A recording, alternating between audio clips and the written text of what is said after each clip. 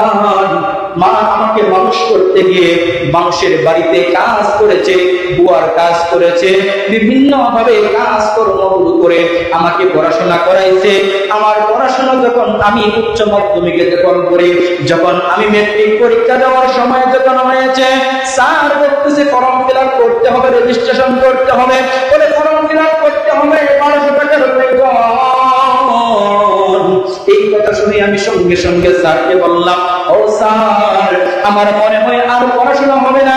আমার মা মানুষের বাড়িতে কাজ কর্ম করে করে কোন রকম 2 বেলা আমাদেরকে খাবার খাওয়াইতে পারে। এখন যদি বলি 1200 টাকার প্রয়োজন, এত টাকা আমার মা একত্রে কোথাও পাইবে না। সুতরাং আমার মনে হয় আর বইতে হবে না। ওই সন্তানটা একবার পানি দিয়েছে, কান্না করতেছে, টেবিলে বসে এক পাশে চোখের কোনায় পানি, পাশের রুম থেকে মা দেখতেছে সন্তান কান্না করতেছে, চোখের কোনায় পানি। দুনিয়ার কেউ বুঝতে না পারলেও মা ঠিকই বুঝতে পারে সন্তানের মনে মনে হয় কষ্ট লেগেছে, যার কারণে সন্তান কান্না করতেছে। মা জিজ্ঞাসা করলো, বাবা তুমি কান্না করতেছো কেন?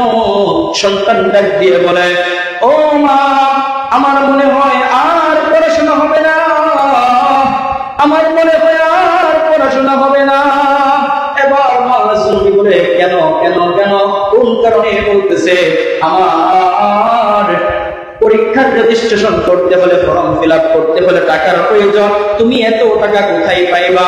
এবার সন্তানকে মা বলতেছে, ও মা, ও শোনো বাবা, এই যে দেখো একটা মাটির ব্যাংক আছে, ওই ব্যাংকটা বিসমিল্লাহ বলে তুমি ভাঙো, ভাঙার পরে তারপরে টাকাগুলো গণো, দেখো এখানে কয় টাকা হয়।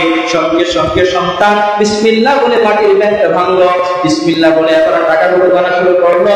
দেখতে দেখতে দেখা গেল গণতে গণতে জয় টাকা প্রয়োজন, রেজিস্ট্রেশন করতে, ফর্ম ফিল আপ করতে যে টাকাগুলো প্রয়োজন, ওই টাকাগুলোই হয়ে গেল। আলহামদুলিল্লাহ। এবার সন্তান মাকে জিজ্ঞাসা করতেছে, ও মা, তুমি এই টাকাগুলো কোথায় পাইলা? সন্তান যখন এইভাবে জিজ্ঞাসা করে, মা বলে, ও বাবা, তাহলে শোনো, এই কথা আমি তোমাকে কোনোদিন বলি নাই। আমি যেই বাসাতে কাজ করতাম, ওই বাসাতে আমাকে 1-2 দিন পর করে যেই 2টা করে ডিম দিত, তোমার আমার জন্য 2টা করে ডিম দিত, ওই ডিমগুলো থেকে তোমার ডিমটা আমি তোমাকে ঠিকই খাওয়াইতাম, কিন্তু আমি মা জননী, আমার সেই ভাগের ডিমটা আমি দোকানে গিয়ে বিক্রি করে দিয়ে সেই টাকাটা আমি ব্যাংকে জমাইতাম, যেন আমার সন্তান ভবিষ্যতে পড়াশোনা করতেছে, কখন জানে টাকার প্রয়োজন হয়। সেই জন্য আমি মা জননী সেই ডিমটা আমি না খেয়ে সেই ডিমটা বাজারে বিক্রি করে দিয়ে আমি তোমার জন্য এই টাকাগুলো জমাইছি। বলুন আল্লাহু আকবার। এর নামেই হলো মা, এটাই হলো মা। এরপরে সন্তান কিছুদিন পরে পরীক্ষা দিল, অনেক লম্বা লম্বা সংক্ষিপ্ত বই বলতেছি, বিয়ে শাদী করলো। বিয়ে শাদী করার পরে এরপরে বউয়ের কথায় সন্তান এবার বউকে এত মহাব্বত করে, এত ভালোবাসে, এবার বউয়ের কথায় উঠে আর বসে। এবার সন্তান চাকরি করে, ভালো পর্যায়ে চাকরি করে, এবার চাকরি বাকরি করে মার কাছে তো কোনোদিন টাকা পয়সা দেয় না, হিসাবও দেয় না, মার জন্য কিছু নেয়ও না, বরঞ্চ যখন বাসায় যখন আসে, আসার পরে এবার বউ এবার এমন ভাবে কান করা দেওয়া শুরু করে, প্রতিদিনে প্রতিদিনে এখানে মায়ের নামে দুর্নাম করে আর বিভিন্ন ভাবে বলে যে মা অমুক অত্যাচার করে, এটা অত্যাচার করে, এটা অত্যাচার করে, আমাকে গালি দেয়। এইরকম ভাবে মিথ্যা তুহমত দিয়ে সন্তানের কান করা যখন দিতে শুরু করেছে, এবার সন্তান অতিষ্ঠ হয়ে একদিন গিয়ে মাকে বকাবকি করেছে। বকাবকি করে আসার পরে মা বলতেছে, বাবা আমি তো এগুলো করি না, আমি তোমার বউকে ভালোবাসি, এবং তোমার বউই আমাকে দেখতে পারে না, আমাকে সহ্য করতে পারে না। কিন্তু মায়ের কথাটা সন্তান আর বিশ্বাস করে নাই, কেননা সেই বউটাকে সে ভালোবেসে বিয়ে করেছে, বড় লোকের মেয়ে ভালোবেসে সে বিয়ে করেছে, যার কারণে মায়ের কথাটা আর সহ্য হয় না। এরপরে কিছুদিন পরে আবার চাকরি থেকে আসার পরে হঠাৎ করে রাত্রিবেলায় গভীর রাত্রে সন্তান বাড়িতে ফিরেছে। এমন অবস্থায় ওই তার বউ এমন ভাবে কান করা দিয়েছে, এমন ভাবে কথা বলেছে যে আজকে যদি তুমি তার বিচার না করো তাহলে আমি চলে যাব, তোমার বাড়িতে আর থাকবো না। এমন কথা যখন বলেছে, সঙ্গে সঙ্গে ওই সন্তানের মাথায় রক্ত উঠে গেছে। সন্তান গভীর রজনীতে মায়ের দরজায় গিয়ে টক টক করতেছে, মা যেন জননী মনে করেছে গভীর রজনীতে মনে হয় সন্তান আমার বাসায় আমার ঘরে এসেছে, হয়তো বা আমার জন্য কোনো কিছু নিয়ে এসেছে। যেহেতু দীর্ঘদিন পরে এই সন্তান আজকে বাড়িতে এসেছে, হয়তো বা আমার জন্য কোনো মজা, আমার জন্য কোনো কিছু খাবার জাতীয় কিছু নিয়ে এসেছে, যার কারণে গভীর রজনীতে এসে সন্তান আমার দরজায় টকটক করতেছে। এমন অবস্থার ভিতরে ওই সন্তান সঙ্গে সঙ্গে মা জননীর দরজাটা খোলার পরে ওই সন্তানটা মায়ের উপরে চড়াও হয়ে মাকে এমন ভাবে আঘাত করে শুরু করলো, হাতের লাঠি দিয়ে মাকে এমন আঘাত শুরু করে দিল, লাঠি দিয়ে মায়ের শুরু করে দিল, পিঠের উপর একের পর এক আঘাত করতেছে। মা জননী চিল্লায় বলতেছেন, ও বাবা, কোন কারণে তুমি আমাকে এমন ভাবে মারতেছো?